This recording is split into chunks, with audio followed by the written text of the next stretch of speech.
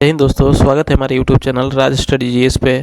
दोस्तों, इस वीडियो में हम जीके जीएस के कुछ इंपॉर्टेंट क्वेश्चन देखेंगे जो कि आने वाले एग्जाम के लिए काफ़ी महत्वपूर्ण है। तो चलिए शुरुआत करते हैं पहले प्रश्न से। पहला प्रश्न है कि भारतीय संविधान में समवर्ती सूची की अवधारणा कहाँ से ली गई है। तो इसका ऑप्शन है कि कनाडा, ऑस्ट्रेलिया, यूएसए, ब्रिटेन। तो इसका सही उत्तर है ऑस्ट्रेलिया। समवर्ती सूची जो है ऑस्ट्रेलिया से ली गई है, जबकि प्रस्तावना की भाषा भी ऑस्ट्रेलिया से ली गई है, जबकि प्रस्तावना जो है अमेरिका से ली गई है और प्रस्तावना की भाषा ऑस्ट्रेलिया से ली गई है। समवर्ती सूची ऑस्ट्रेलिया से ली गई है। कनाडा से संघीय व्यवस्था ली गई है। हमारे संविधान में संघीय व्यवस्था कनाडा से लिया गया है। यूएसए से मौलिक अधिकार लिया गया है। ब्रिटेन से संसदीय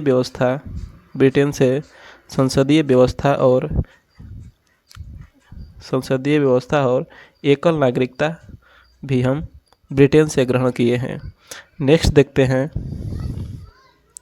कि 73वें संविधान संशोधन अधिनियम द्वारा भारतीय संविधान में कौन सी अनुसूची जोड़ी गई। तो इसका ऑप्शन है कि 9वीं अनुसूची, 10वीं अनुसूची, 11वीं अनुसूची, 12वीं अनुसूची। तो इसका सही उत्तर है 11वीं अनुसूची। 11वीं अनुसूची को 73वें संविधान संशोधन 1992 के द्वारा जोड़ा गया, जिसमें 29 विषय शामिल है। और यह 11वीं अनुसूची जो है पंचायती राज व्यवस्था से संबंधित है। पंचायत के गठन का जो प्रावधान है संविधान के आर्टिकल 40 में किया गया है। नेक्स्ट देखते हैं कि भारत की सबसे लंबी नदी जिसका उद्गम तथा मुहाना दोनों भारतीय क्षेत्र में स्थित है, कौन सी है। तो इसका ऑप्शन है गंगा, गोदावरी, ब्रह्मपुत्र, नर्मदा। तो इसका सही उत्तर है गोदावरी। गोदावरी जो नदी है इसका उद्गम तथा मुहाना दोनों भारतीय क्षेत्र में है। इसका आंसर 2 होगा, एक ये भी होगा। नर्मदा भी, इसका भी उद्गम और जो मुहाना है दोनों भारत में स्थित है। तो दोनों सही है, इसका आंसर जो है दोनों होगा। जबकि गंगा और ब्रह्मपुत्र जो है दूसरे देश से निकलती है और भारत में आती है और दूसरे देश में जाके मुहाना बनाती है, मतलब जाके दूसरे देश में गिरती है। जैसे गंगा हो गया बंगाल में होते हुए बंगाल की खाड़ी में गिरती है और ब्रह्मपुत्र भी बंगाल की खाड़ी में गिरती है, जबकि गोदावरी अरब सागर में गिरती है। नेक्स्ट है कि भारत में सबसे बड़ा टाइगर रिजर्व कौन सा है। तो इसका ऑप्शन है कि पेंच, मानस, नागार्जुन, कार्बेट। तो इसका सही उत्तर है नागार्जुन। भारत का सबसे बड़ा tiger reserve Nagarjun tiger reserve है, जो आंध्र प्रदेश के श्रीशैलम डिस्ट्रिक्ट में स्थित है। पेंच टाइगर रिजर्व एमपी में यानी मध्य प्रदेश में स्थित है। कार्बेट जो है उत्तराखंड में स्थित है। नेक्स्ट है कि प्रकाशीय फाइबर किस सिद्धांत पर कार्य करता है। तो इसका ऑप्शन है कि अपवर्तन, प्रकीर्णन, व्यतिकरण और पूर्ण आंतरिक परावर्तन। तो इसका सही उत्तर है पूर्ण आंतरिक परावर्तन। प्रकाशीय फाइबर जो है पूर्ण आंतरिक परावर्तन पर कार्य करता है।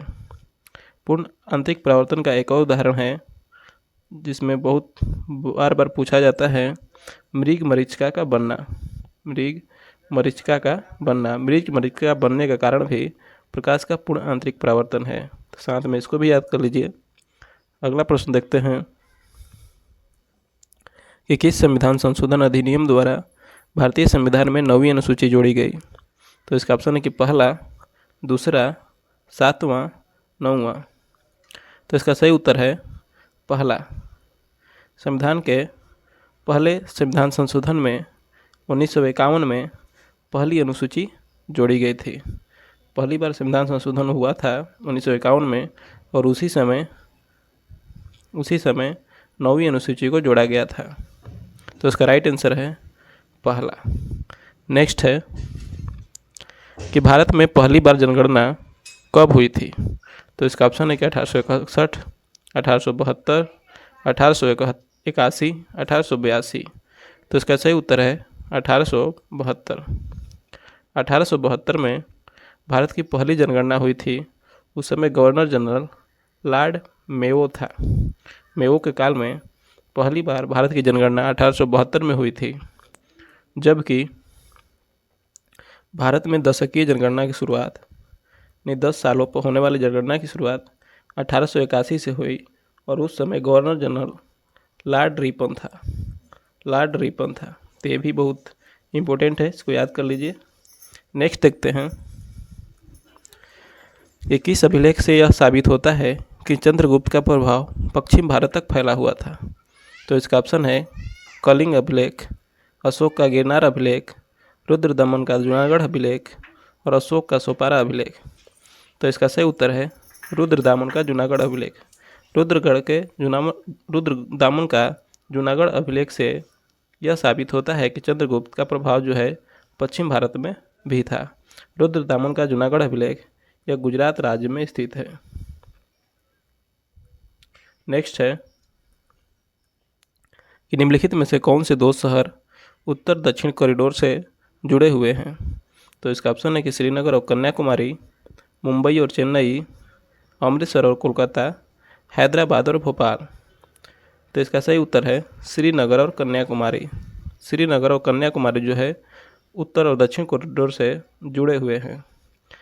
इंडिया जो है सबसे उत्तर में श्रीनगर है और दक्षिण में कन्याकुमारी है और उत्तर से दक्षिण की लंबाई जो है इंडिया की 3214 किलोमीटर है, जबकि पूरब से पश्चिम की लंबाई 2933 किलोमीटर है। नेक्स्ट देखते हैं कि भारत की संविधान सभा किसके अनुसार गठित की गई? तो इसका ऑप्शन है कि साइमन आयोग का प्रस्ताव, क्रिप्स का प्रस्ताव, माउंटबेटन योजना और कैबिनेट मिशन योजना। तो इसका सही उत्तर है कैबिनेट मिशन योजना। कैबिनेट मिशन योजना के आधार पर ही भारतीय संविधान सभा गठित हुई थी और यह 1946 में आया था, जबकि क्रिप्स प्रस्ताव 1928 में आया था और माउंटबेटन योजना 1947 में, जून 1947 में आया था। अगला देखते हैं कि राष्ट्रीय विज्ञान दिवस किस दिन मनाया जाता है? तो इसका ऑप्शन है कि 5 जनवरी, 2 जून, 28 फरवरी, 14 मार्च। तो इसका सही उत्तर है 28 फरवरी। 28 फरवरी को राष्ट्रीय विज्ञान दिवस मनाया जाता है, जबकि 4 फरवरी को लुईस ब्रेल दिवस मनाया जाता है। 4 फरवरी को लुईस ब्रेल दिवस मनाया जाता है। अगला है कि वाहन पीछे से आने वाली वस्तुओं को देखने के लिए किसका प्रयोग करते हैं? तो इसका उत्तर है ऑप्शन है उत्तल लेंस, अवतल लेंस, उत्तल दर्पण, अवतल दर्पण। तो इसका सही उत्तर है उत्तल दर्पण। उत्तल दर्पण का उपयोग हम वाहन के साइड मिरर यानी पीछे देखने के लिए करते हैं, साइड मिरर के रूप में करते हैं उत्तल दर्पण का प्रयोग, जबकि वाहन के हेडलाइट में अवतल दर्पण का उपयोग किया जाता है। अगला प्रश्न देखते हैं कि ज्ञानपीठ पुरस्कार किस क्षेत्र में दिया जाता है, यानी किस क्षेत्र में दिया जाता है? तो इसका ऑप्शन है कि साहित्य, इतिहास, नाटक, नृत्य। इसका सही उत्तर है साहित्य। ज्ञानपीठ पुरस्कार साहित्य के क्षेत्र में दिया जाता है और इसकी शुरुआत 1961 में हुई थी, जबकि पहली बार यह पुरस्कार 1965 में दिया गया था। तो ज्ञानपीठ पुरस्कार जो है साहित्य से संबंधित है। अगला देखते हैं कि वह कौन सा निर्णायक युद्ध था जिसमें अंग्रेजों ने डचों को हरा दिया, जिस कारण डचों की भारत में चुनौती खत्म हो गई?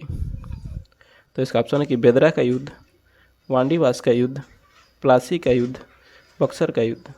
तो इसका सही उत्तर है बेदरा का युद्ध।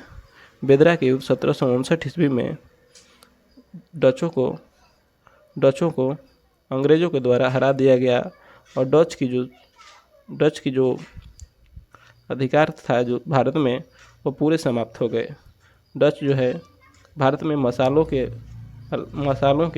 स्थान पर वस्त्रों का व्यापार करते थे। डच जो थे वस्त्रों का ज़्यादा व्यापार करते थे। नेक्स्ट है कि भारतीय संविधान में मौलिक कर्तव्य का विचार कहाँ से लिया गया है। तो इसका ऑप्शन है कि अमेरिका संविधान से, ब्रिटिश संविधान से, रूस संविधान से, फ्रांस के संविधान से। तो इसका सही उत्तर है अमेरिका के संविधान से। मौलिक कर्तव्य रूस के संविधान से लिया गया है। तो इसका सही उत्तर हो जाएगा रूस के संविधान से। मौलिक कर्तव्य जो है रूस के संविधान से लिया गया है, अमेरिका से मौलिक अधिकार लिया गया है। मौलिक अधिकार अमेरिका से लिया गया है। तो इसका सही उत्तर है मौलिक कर्तव्य रूस से लिया गया है। अगला है कि निम्नलिखित में से किसे कंप्यूटर का पितामह कहा जाता है। तो इसका ऑप्शन है कि Herman Hollerith, Charles Babbage, Blaise Pascal, Joseph Jacquard. तो इसका सही उत्तर है चार्ल्स बेबेज। चार्ल्स बेबेज को हम कंप्यूटर के पितामह के रूप में जानते हैं। कंप्यूटर जो होता है इसका हिंदी नाम जो है, कंप्यूटर का हिंदी नाम संगणक होता है। संगणक होता है। अगला है कि लगभग 20 डिग्री के तापक्रम पर किस माध्यम में ध्वनि की गति अधिकतम होगी। तो इसका ऑप्शन है कि हवा में, ग्रेनाइट में, पानी में, लोहा में। तो इसका सही उत्तर है लोहा में। लोहा में ध्वनि की गति अधिकतम होगी, जबकि हवा में न्यूनतम होगी। हवा में न्यूनतम होगी और अधिकतम लोहा में होगी। ध्वनि की जो गति होती है वह 332 मीटर पर सेकंड होता है। अगला है कि भारत में विशालतम लैगून झील निम्न में से कौन सा है। तो इसका ऑप्शन है कि बेम्बा नद, चिल्का, पुलिकट, कोलेरू।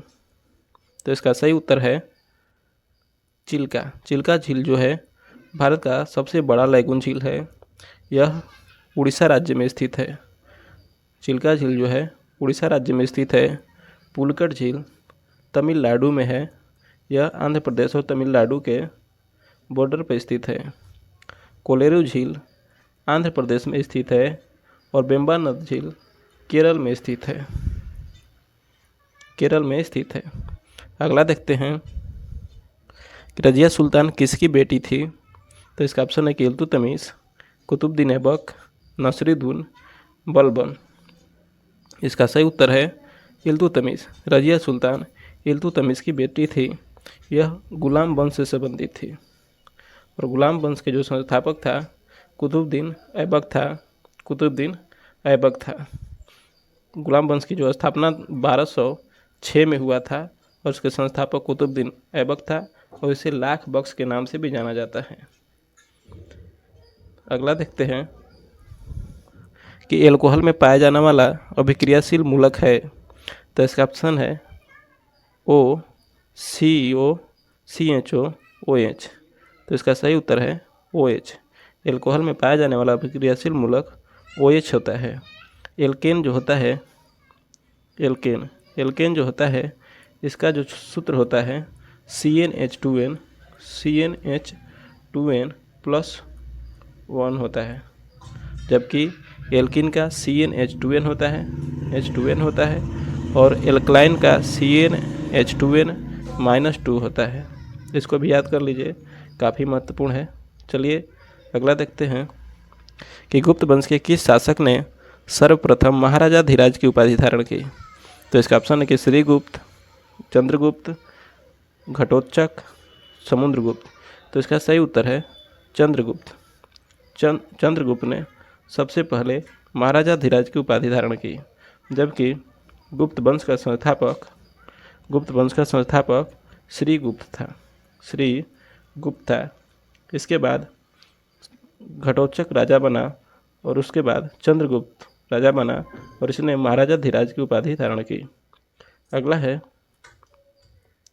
कि वर्धन वंश की राजधानी थानेश्वर किस प्रदेश में स्थित है। तो इसका ऑप्शन है कि उत्तर प्रदेश, हरियाणा, मध्य प्रदेश, बिहार। तो इसका सही उत्तर है हरियाणा। वर्धन वंश की जो राजधानी थानेश्वर है वो हरियाणा में स्थित है और वर्धन वंश की एक और राजधानी थी जिसका नाम कनौज था। यह उत्तर प्रदेश में स्थित है। अगला है कि मगध के राजा अजातशत्रु का किस गणराज्य के साथ युद्ध रहा? तो इसका ऑप्शन है कि वज्जी, पंचाल, दोनों के साथ, किसी के साथ नहीं। तो इसका सही उत्तर है वज्जी के साथ। मगध के राजा जो अजातशत्रु था, इसका जो युद्ध था सबसे ज़्यादा वज्जी के खिलाफ था, और इसी युद्ध के खिलाफ जो है इन्होंने रथ, मुसल, हथियार और महाशिलाकंटक नामक हथियार का उपयोग किया था इसको जीतने के लिए। अगला है कि अष्टप्रधान मंत्री परिषद किस शासक के शासनकाल में थी? तो इसका ऑप्शन है कि टीपू सुल्तान, अकबर, शिवाजी, कृष्णदेवराय। तो इसका सही उत्तर है शिवाजी। शिवाजी के शासनकाल में अष्टप्रधान नामक एक मंत्री परिषद था, जिसमें एक सुमंत नामक मंत्री था जो कि विदेश मंत्री होता था। पेशवा जो था वो प्रधानमंत्री होता था, और पहला पेशवा बालाजी विश्वनाथ था। आगे देखते हैं कि वायुयान और रॉकेट बनाने के लिए कौन सी धातु प्रयोग की जाती है? तो इसका ऑप्शन है कि सीसा, एल्यूमिनियम, निकल, तांबा। तो इसका सही उत्तर है एल्युमिनियम। एल्युमिनियम का उपयोग वायुयान और रॉकेट बनाने में किया जाता है। एल्युमिनियम जो है धातु, इसका निष्कर्षण बॉक्साइट अयस्क से होता है। तो ये बहुत इंपॉर्टेंट है कि एल्युमिनियम का अयस्क कौन सा है? तो बॉक्साइट। अगला है दोस्तों, इस वीडियो में इतना ही क्वेश्चन था। यदि आपको अच्छा लगे तो लाइक करें, कमेंट करें। यदि चैनल पर नए हो तो सब्सक्राइब करें। जय हिंद।